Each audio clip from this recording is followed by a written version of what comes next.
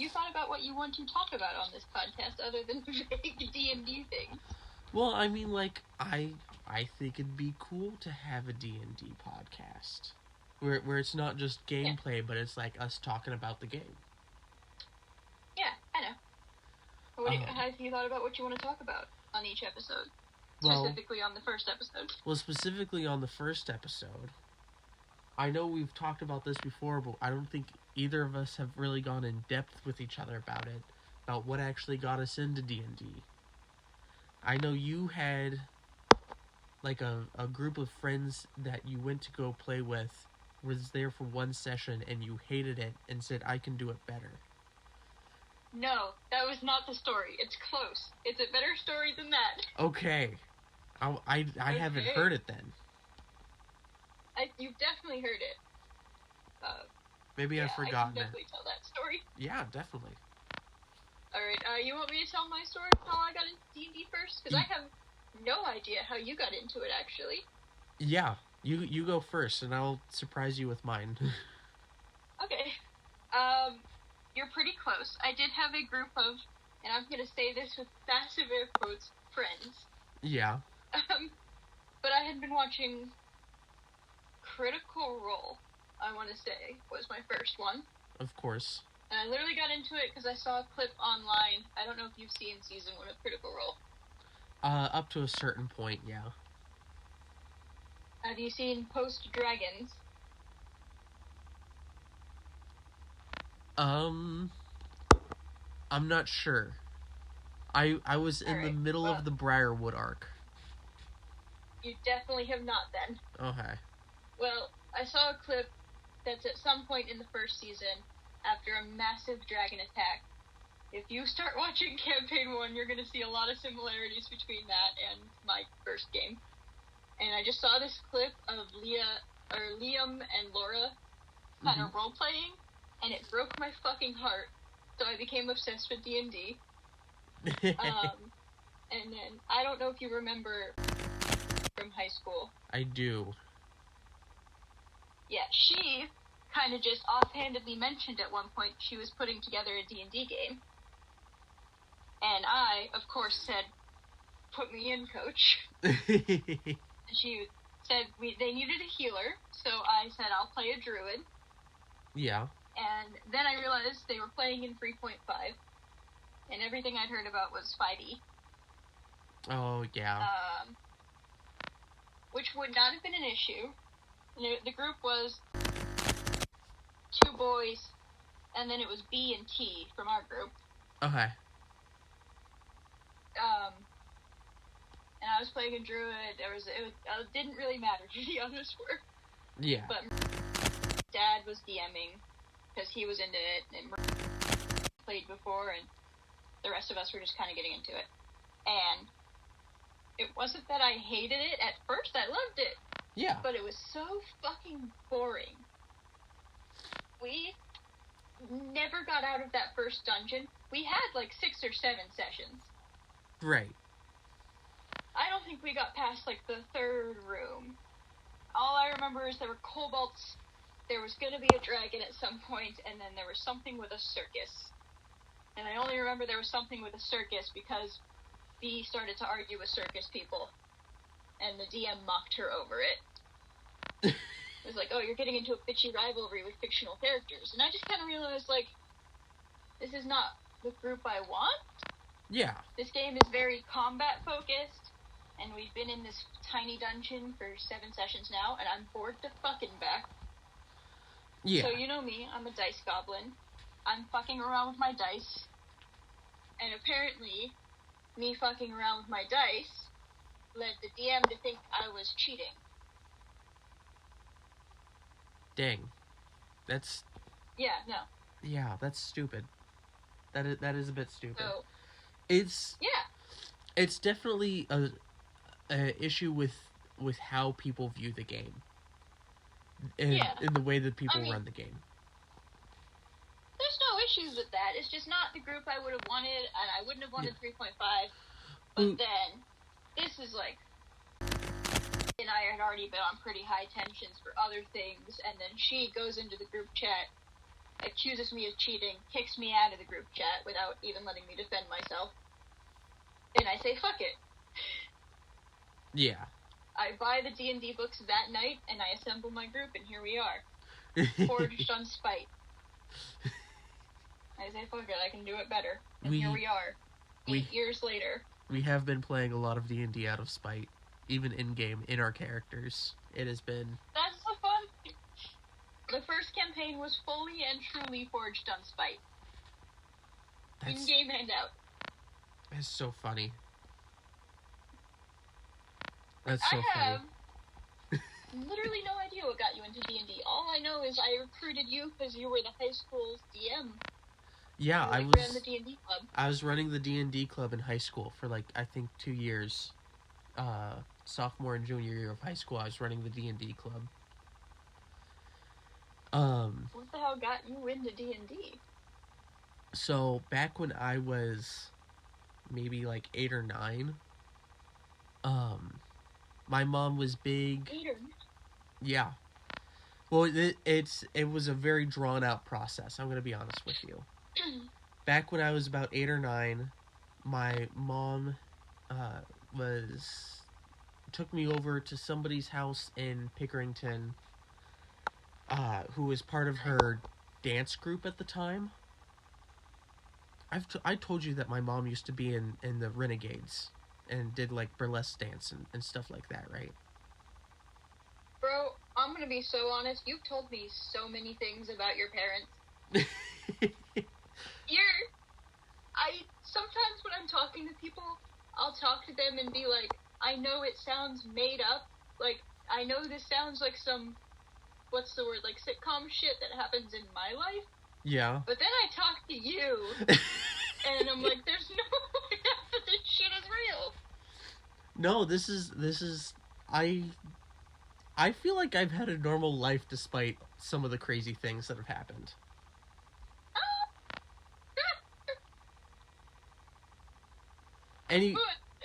Sure, I'm sure you've told me this, but I don't remember you telling me this. So I was there, I had heard that they played D&D, and my mom was like, hey, this is something you might be interested in, because what basically happened was they took out a deck of cards that had D&D monsters and traps and spells on them. And it was basically, I think it was for 4th edition, the cards basically had the information for those monsters and traps and spells on them. And the front side was a full picture of what it was, and the back side had all the rules text on it.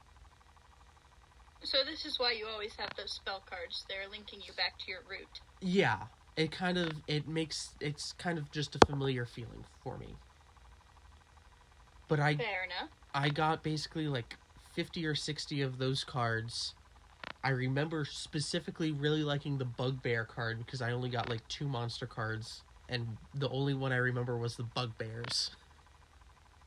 Bugbears. I was thinking it would be a slad. No, I think a Bugbear and a Beholder. Bugbear and a Beholder. That's a classic one, the Beholder. Yeah. And then it was just traps and locations, like the cave of, and it would go off on some name. And they were cool, and I held on to them for like a year, and then I lost them. You lost them? I lost them. I wish I knew where they were, but I did. No, I did. You gotta get a new set. Huh? You gotta get a new set.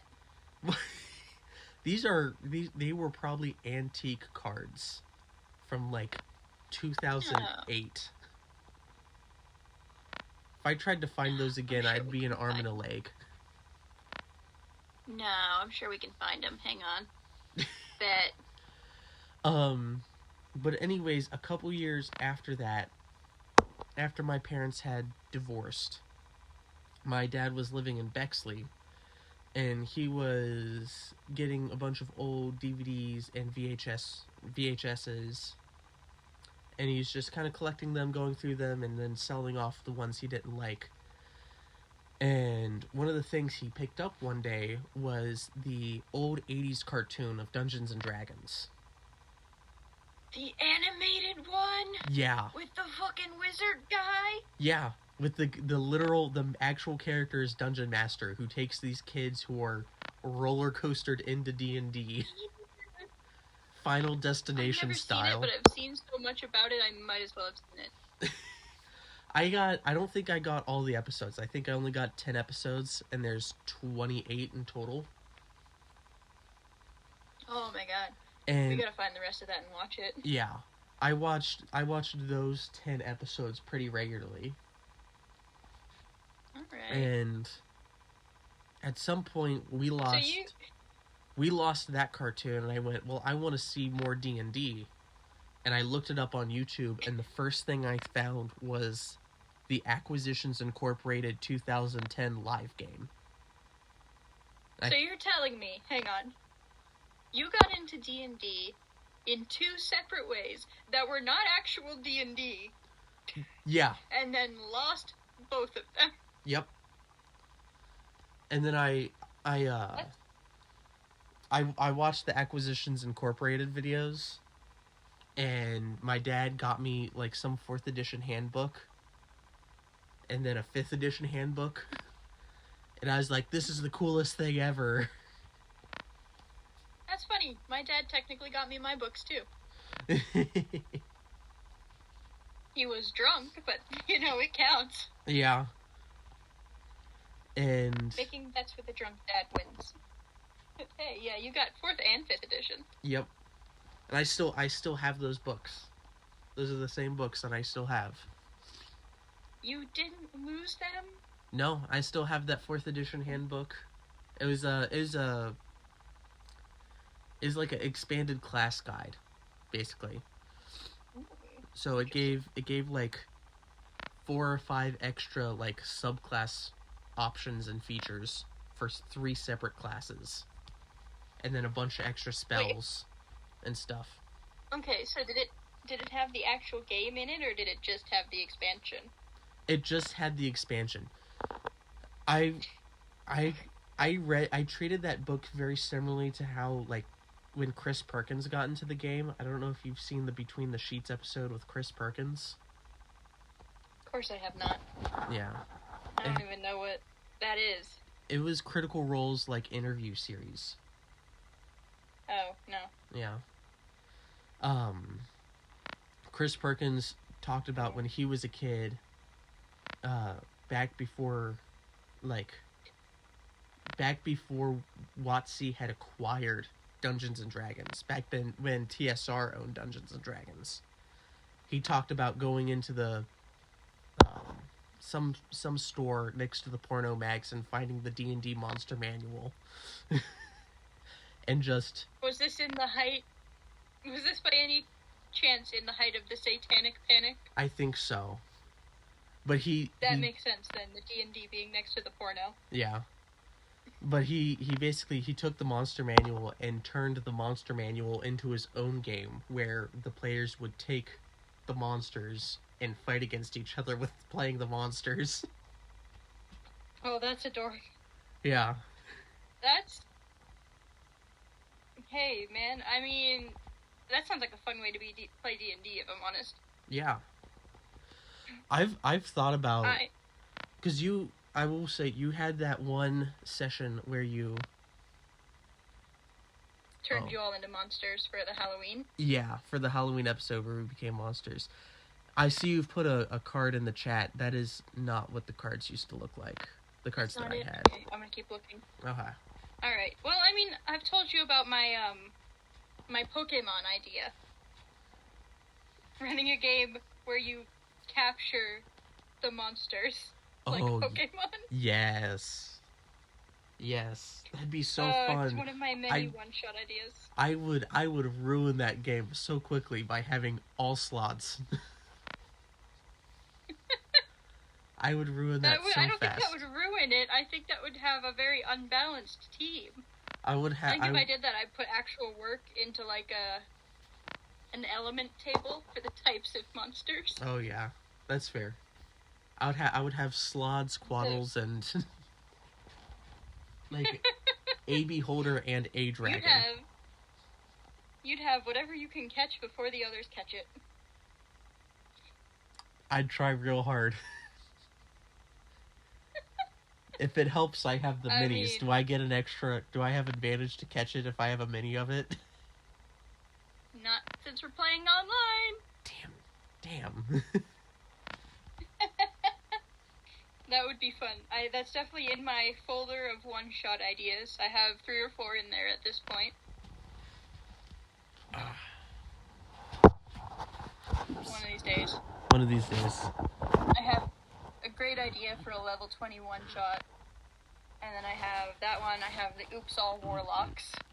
Which I really still like. Oops All Warlocks is like that. Oops All Warlocks is the Too Many Cooks of D&D. Too Many Cooks? Yeah. Yes, oh my god, that fucking video. I think that'd be hilarious. I'd make everyone come up with different warlock concepts and see what they come up with. It'd be so weird. That's also in there with fucking Shattered Sky, which I'll never finish. Where you play as yourselves. I really want to do that. I would have to rewrite all of it. I don't want to do that. I guess I can tell you the original concept for fucking Shattered Sky. Yeah. Because it was back in high school. Yeah. We had a bunch of friends and a bunch of in-jokes, and it included a bunch of those. 2016, 2017 time period. Yeah. Because I don't remember if you... Let me see if I can find the notes for it and just, like, read them off. But I don't remember if you remember. Yeah. I really don't think I should be saying names. I'm sorry. But we had a joke. Because he had a sword and I had a sword. So we constantly joked about sword fighting. Mm-hmm. And that was, like, kind of the first part of the inciting incident. The inciting incident? Yeah. It was everyone was getting together in the park, the one in to watch me and, Elliot, or me sword fight. Interesting. And it had, I players at the moment, I think it had Tori, you, and Cass. Apparently, I guess I did not have B in there. I don't know why. I had you all waking up on whatever day for the fucking sword fight. All of us were getting together. We were going to the park to watch us fucking sword fight. Yeah. And I was gonna play myself, like, talking every once in a while. God, it's my high school look. I hate it. I have it described here.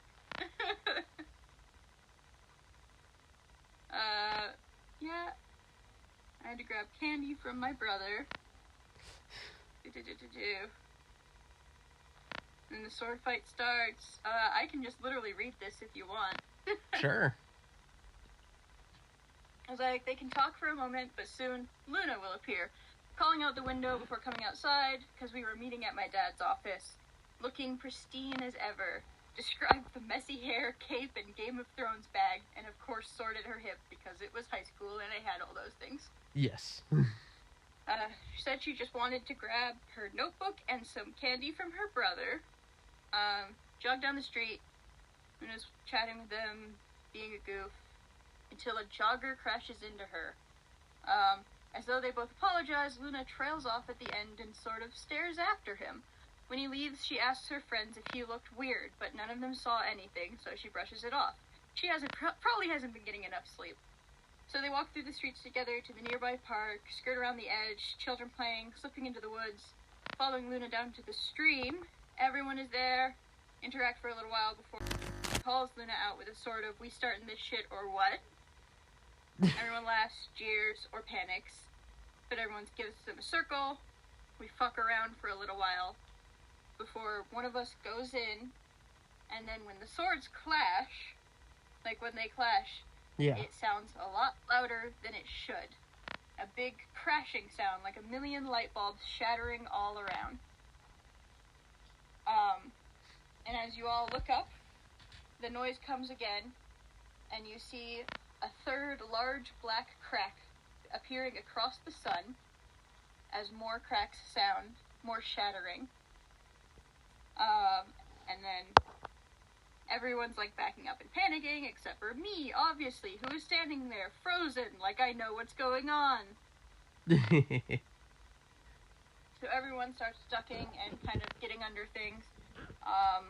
But then the sun completely blots out, just shatters. There is no light and a red-tinged sky.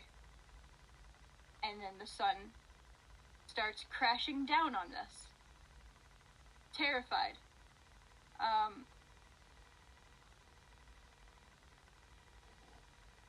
And then that jogger is back and calls me the Wild Wolf, because obviously that was my code name. Yeah. And we get into a bitch fit, and nobody understands what's going on. And she's like, oh no, this shouldn't have happened until the eclipse, what's going on? And this jogger is just laughing at me. And he says he's here to fulfill his promise. He promised he'd plunge the world into darkness. And that he promised her brother he'd kill every one of his little apprentices. So I would have shoved my bag into the hands of whoever was closest, telling you to get back to the office, and then tried to fight whoever the fuck this is, suddenly looking far more confident than I had been before. And it would just go downhill. Everyone would die. I'm gonna be honest. I was gonna kill off all of our friends in this game. Dang. Only you guys would be protected. And basically, you would go on this whole quest where those candies I had would awaken your levels, so you would become D&D characters, basically. And you would go in this quest to discover I was some fucking secret agent fighting a hive mind, trying to plunge the world into darkness, and you had to go and find a bunch of other things that eventually led to fucking Colton, because apparently he was gonna be my final help. Yeah. Well, and like he was available, obviously at that time. Yeah. I don't think I would have actually had him like play. I think I would have just been him. Oh. But I know I don't have anything else other than like half of the notes for random things. But it was like the whole family was secret agents. You'd have to find Colton, you'd have to find other things. And then by the time you come back to face this hive mind, they have possessed me, and you would have to kill me.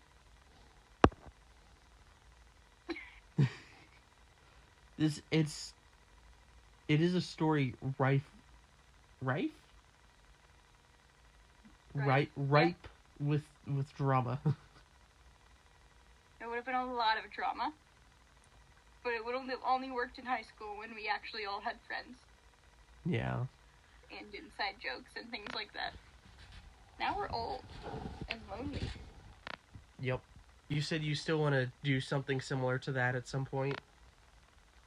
Yeah, something where you still play yourselves. Yeah. And I get to choose your fucking classes for you, because I still think you'd be a wizard. I literally have all the herbs in my house to be a druid. Spell components. I think you're a wizard. You're too much of a dork. I am basically the gender-bent version of Topanga from Boy Meets World. That means nothing to me, so... Oh, right. You're not cultured in I don't watch things. You're not cultured in the 80s and 90s. I'm not cultured in shit. Luna, I literally have the books and the herbs and the... Yeah, the books. Druids don't use books. Wizards use books. Druids just speak to fucking plants. I've got a reef in my room. You've got the books. You've got the magical staff. Your fucking walking stick. My You've snake. got the deep ancient lore. I'm willing to bet you could recite a spell if I told you to. I refuse to do so while being recorded. I can do it. You're a fucking wizard. I'm not. You get out of here, Hagrid. I'm right. I still have Cass as the druid, though I might have changed that. Cass is a ranger.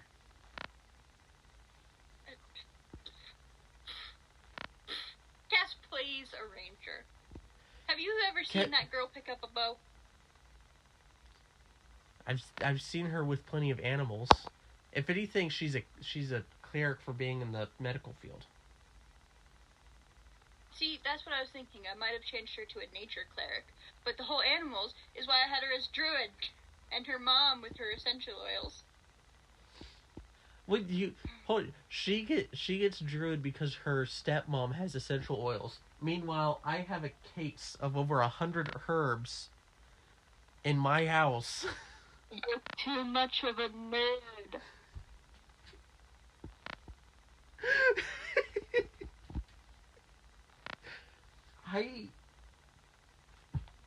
Druids aren't nerds, they're hippies. At least we have absolutely no disagreement about what my class would be, I'm sure. I'm trying to think of what it would be. Oh, come on. I can definitely see it as bard. There we go. Yep. Yeah. Of course I'm the fucking bard. I'm constantly singing and making puns. That is part of being a bard, typically.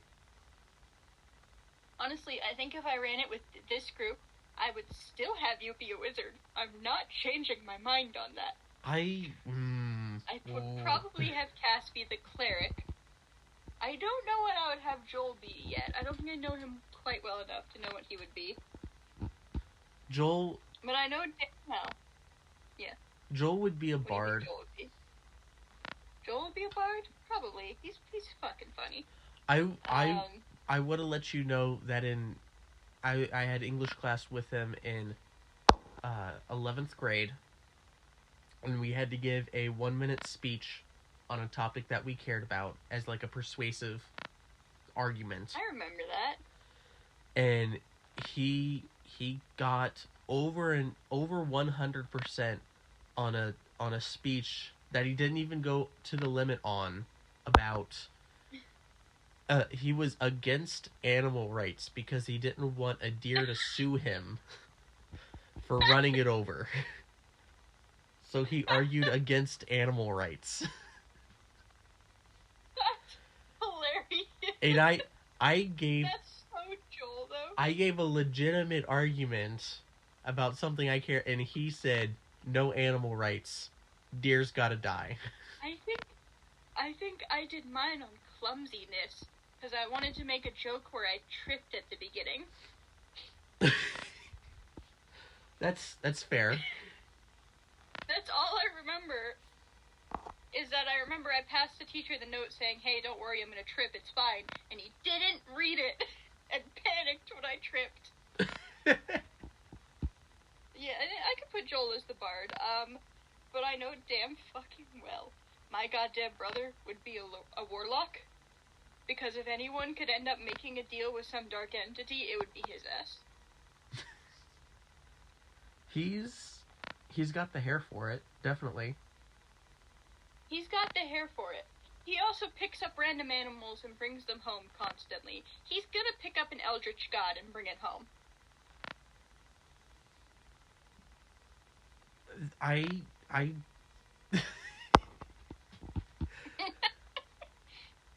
That is very true about him. It's so funny. interact. Oh, that's gonna be... The world is gonna explode. I don't know if you know that, but the world is going to explode They have when Joel and Cloten talk. similar energies. Plus, imagine if I could... Because I have the offer on the table for B and for my brother's girlfriend to join, but she's not as important in this topic. Imagine getting Joel, Colton, and B at a table together.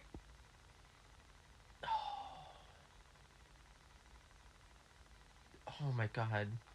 See, at that point, Joel and Colton would be bouncing crazy stuff off of each other, and B would somehow manipulate that into some game-breaking thing.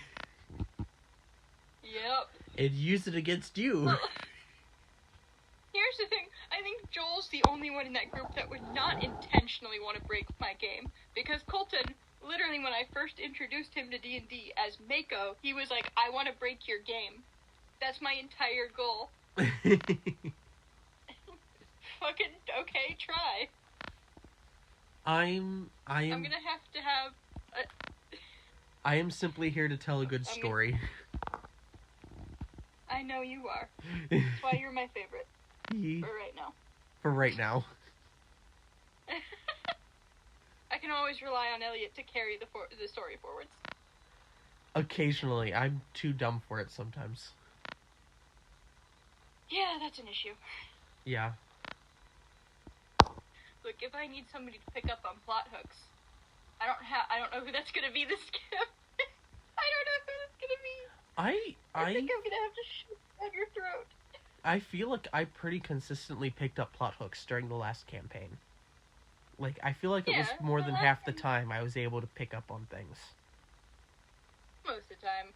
I didn't and then always... there was the other of the time. Well, yeah, well, I then had to... I had randomly. Oh, yeah, there was the plane jumping, random stuff. Yeah. I'm thinking specifically of the two mirror planes when you just completely ignored the plot. Or I don't know, the last 5 sessions where you were being actively hunted by a paladin and kept fucking off and doing other things. I don't remember being hunted by a paladin. We were being hunted... Ezekiel? Ezekiel, okay, yes. That was my second guess. Yeah. And you guys went, nah, we're gonna go talk to some fucking dragons and make a deal with Dream and jump into the Feywild and Carceri and all this shit. Yeah. That was... And I'm like,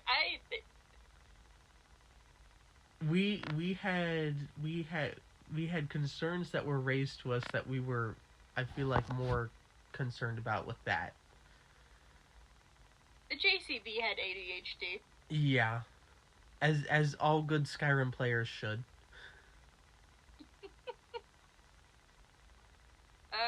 Sometimes ignoring the side quests is not a good thing. Or ignoring the quests for side quests. Yeah. But, see how it goes in this next coming campaign. We'll hopefully stay on track. Don't worry, I'm only playing the pushover. Oh, right, because you're playing, you already have your character concept. Yes. I already typed it up. Hopefully it makes it past session 0. Well, yeah, I'm set to make a lot of edits to it, and I need to come up with a backup in case I don't use it, in case I can't use it. You know how I am. I'm gonna try my best to work with it, but obviously I'm gonna be a little more strict in this campaign just because game-breaking shit. Fucking hell.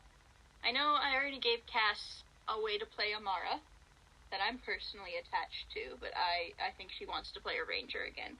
Other than that, I don't know shit. Yeah. We're gonna find out about that in a week. Yeah.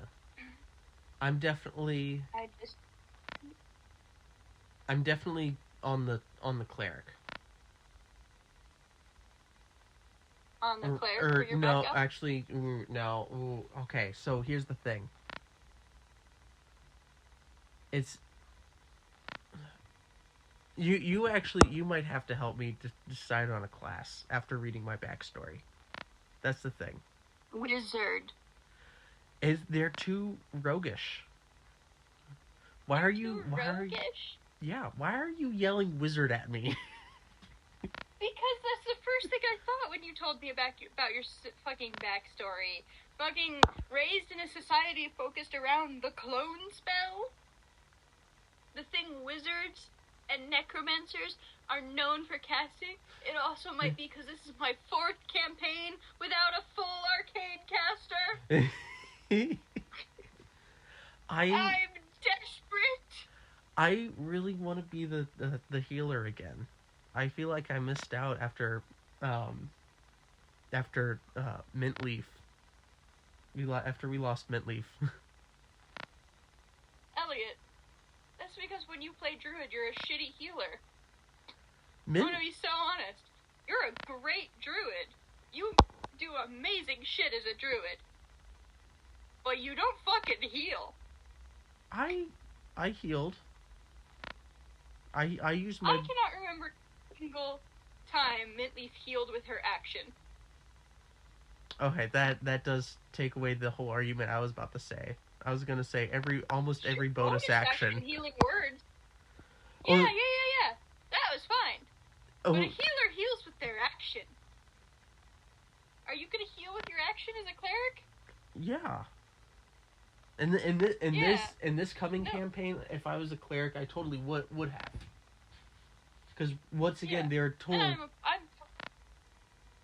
I was about to say, once again, I'm imagining a total pushover who's just they're not necessarily gonna want to be getting their hands dirty a lot, and they're just gonna do whatever they're told. That's fair. I'm just saying, I loved the Altheas. Do not get me fucking wrong; those were great characters, especially Althea 1. But Althea 1 was known for her weird fucking wild shapes, and Althea 2 was known for her overpowered crashing spells. Those were not known to be healers. I cast what even was the spell? Wave crash? Tidal wave. I remember 2 times I cast that. Yeah. I can remember a few times. I only remember 2. It was I can only really blatantly remember 1, but I know there was more than 1. Yeah. Well, I'm certain the one that you're remembering is the building that was on fire that I... Yeah. No, collapsing a burning building on Endura. Yeah. With the tidal wave. Yeah. Yep. But then there's... everyone remembers that one, The other one that I remember was when we were pretending to be interns for that. We were pretending to be interns in hell. And I had talked us into being... We were outsourced. I forget what plane it was in. But we had seen... I don't think it was hell, because you guys the only thing you did in hell was capture the Phoenix. Right. But I do remember multiple times of you guys pretending to be interns. I specifically remember once where you pretended to be interns, it went badly quickly, and then you had a bunch of them kidnapped afterwards, and you were forcefully playing patty cake with one of them. Yes, that's what I'm remembering. We met the Quaddle beforehand. We met the head honcho guy first after that. And I talked him... Yeah. I convinced him that we were all outsourced interns. I remember that. I don't remember you using Tidal Wave, but I remember that moment. I have another one I don't remember as much, where you were at the... this was right before you switched characters. You were at the lighthouse. And you were fighting water elementals, and you basically yelled that you were going to fight fire with fire and cast Tidal Wave at them. Yeah, that sounds like something I would have done at that point. Yeah, no. Mintleaf was known for her big spells, also casting like World Earthshake or whatever when y'all were climbing a mountain and Endura sassed you. So that was directly before you switched characters. Yeah. That was... So that influenced the decision. It did. I was very... At the beginning of the campaign, I was very excited to be playing Althea Mintleaf. Doing like a healing druid, which I wanted to do. That could do roguish stuff. I don't know if you know this, the circle of. I'm already forgetting what the circle was. I thought you were just Circle of the Moon. No, Circle of the Moon's all about wild shape. Or no, you were Circle of Land or something. No, that was Althea Tea Leaf. It's in the Xanathar's Where are you? guide. That's right. Xanathar's. Let me see if I can find it.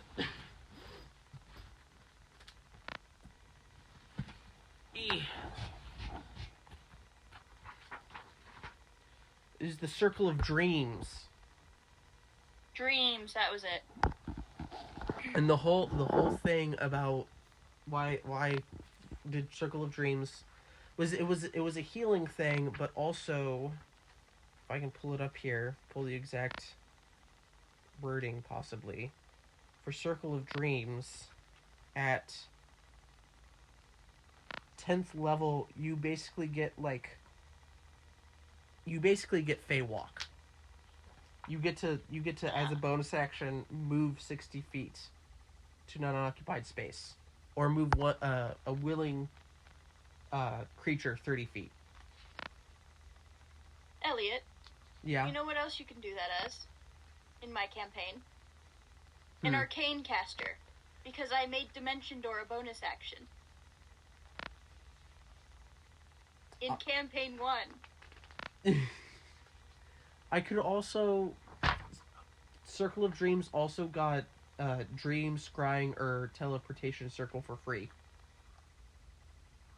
Mm-hmm. Which is fun. I mean, cool. Very cool. I still want somebody to play an arcane caster. I'm so desperate for somebody to play a full arcane caster. I'm desperate. I need my fix, man. I'm sorry, I'm multi-classing. No, I just, God, no, what the fuck were we talking about? No, I loved the Altheas, I did. You don't play a healing druid very well. Because you never, you play a druid, great, but a healer, not really. Yeah. Because you just used your action to do cool shit. Which I think is kind of your motivation as a player, if I've picked up on that, is in combat you want to do cool shit. Yeah. Well, it makes for... That's why I think... It always makes for a good story, is the thing.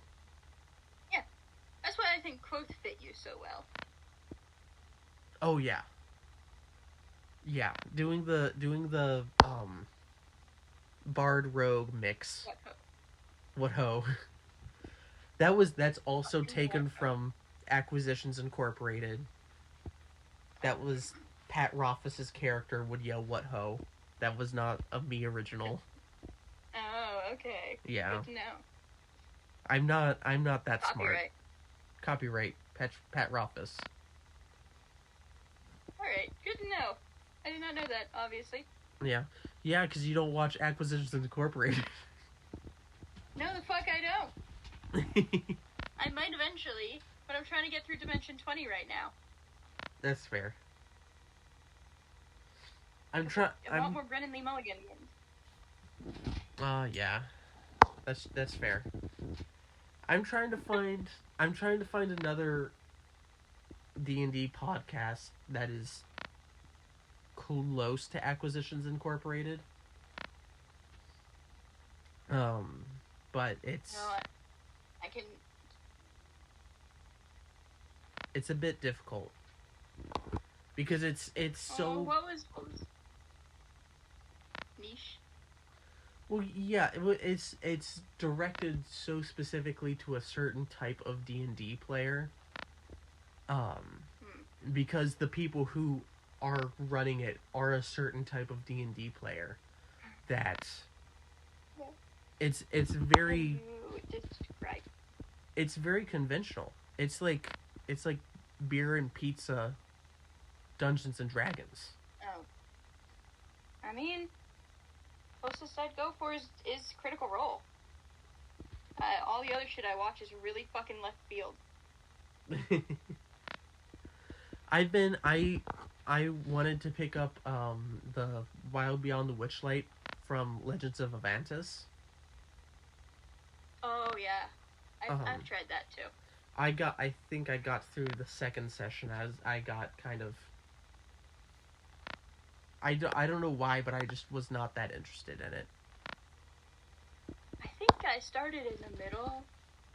I'm gonna be honest, because they're I don't remember if it was Wild Beyond the Witchlight, but like they have characters. They have like 3 or 4 different characters each that are in different games. Yeah. And of course, I picked one up that was, I think, in the middle of those characters' story. Yeah. So I never got back to it. Dang. I keep meaning to. It would be fun to, you know. Yeah. But, oh my god. Yeah. Well, I mean, nothing I listen to or watch is typical D&D, I'm gonna be honest. Because Dimension 20 is set in a high school. Wild Beyond the Witchlight has some weird happiness rating, which I don't know if that's in the game or not. And they have all those random effects. Dungeons and Daddies, obviously, is very atypical. Yeah. Really fucking weird, but I love it. The Adventure Zone is probably the closest, but that was still very not just core fantasy. That had some sci-fi and some other random shit. Yeah. Yeah, I don't think I watch anything that's like, I don't know, maybe like dice camera action or high rollers. Yeah. That'd be more conventional. Yeah. Because I watched high rollers for a long time. You watched dice camera action? I don't know. I think I watched an episode or 2.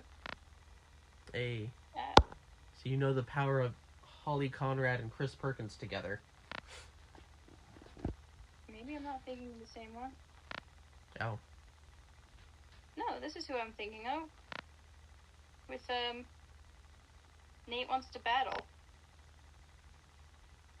That's the whole reason I watched it, is I really liked Nate Wants to Battle. So I watched it because it was At that point in my life. I watched it because it was DM'd by Chris Perkins, and I had seen Holly Conrad playing Strix in some Acquisitions Incorporated games, so I wanted to watch dice camera action to get familiar with her. Fair enough. Yeah. Huh. Shit. God. I can't even think of... I mean, I watched High Rollers because of Yogscast, obviously. I think Colton suggested Dungeons and Daddies. I think I just stumbled upon the Adventure Zone. I don't know. They're all such different fucking groups. Yeah. Oh well, the only group that's important is our group. It'll be good. And we'll have... We're basically gonna have our own game up on YouTube. If all goes well. Yeah, if I can get editing to I don't know work if it's gonna properly. work. Yeah. Yeah. I that hope. game, and then hopefully I'll be able to record mine. I bet there's a way you could. The only issue is that, like, depending on how long the game runs, I guess it's not going to run for that long because of our time restraints this time around. I mean, at least 3 hours. Yeah. That's a good Critical Role episode. Yeah. They upload those to YouTube. Yeah, and they did it unedited. They were live. I'm gonna at least try to edit mine. That's fair. That is very fair. Try. Try is the key word. Yep.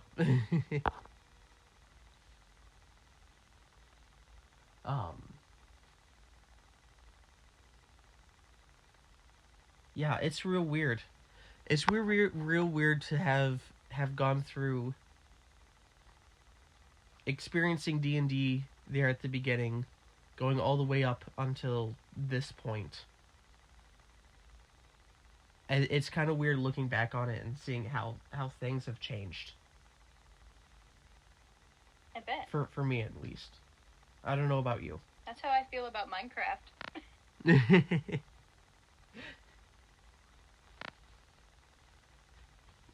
Minecraft has changed so much. Yeah, I started playing Minecraft at the very freaking beginning, basically. Oh. It was one of the first releases, obviously, when it was first starting to get popular. Obviously not the first, because it was like a block game.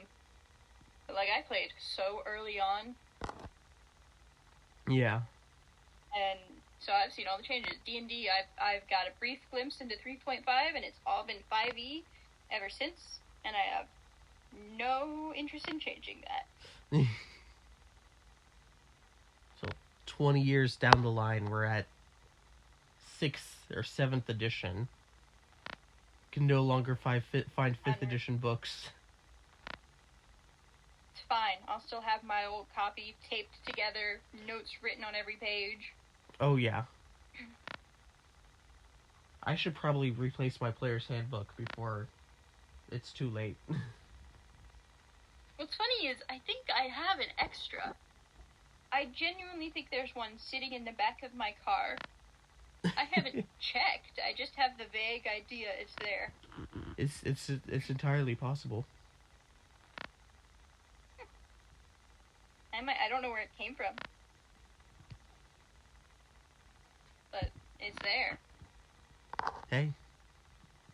You can always use an extra player's handbook. Yeah, just in case. Yeah.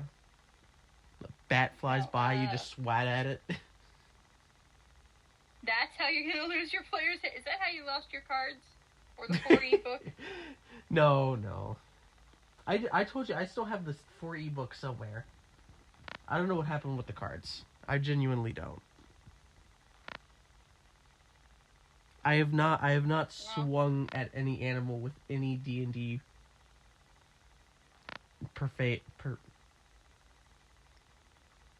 with D&D things ever in my life. Gotta try it out sometime. Swing my adult white dragon mini. The next fly I see. Hey man, I've threatened you guys to throw the fucking Tiamat mini at you guys. You have. You also ate your dice at me. I did eat my dice at you. I have always wanted to do that. And you uploaded it to YouTube, which I thought was hilarious. I did. I was waiting for that. Yeah. I got, fucking... It was actually my brother's girlfriend's idea to make sugar dice.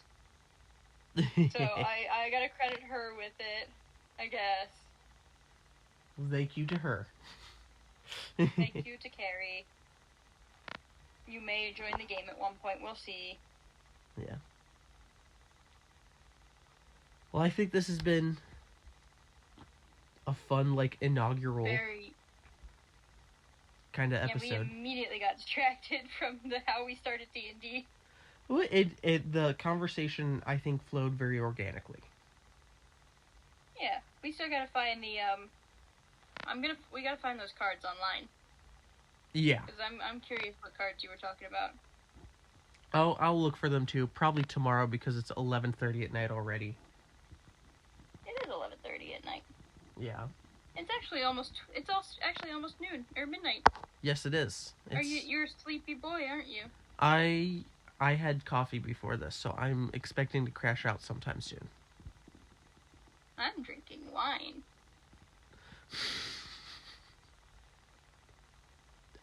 Interesting. So this has been... Is there any last thing you want to say before I close this out? Everyone should get into D&D. And however you get into it. There you have it. Play it. Just play some D&D, no matter how you do it. Yep. Or watch other people play. Is kind of how you gotta start. You have to have friends. That's the hard part. Yeah. Go make friends. Go make friends. I need to do that. To the listener, whoever's listening to this, when it goes up on YouTube, please, if you enjoyed this podcast, give it a like and subscribe to the channel. Thank you for listening, and we'll see you. Like and subscribe, and we'll see you next time.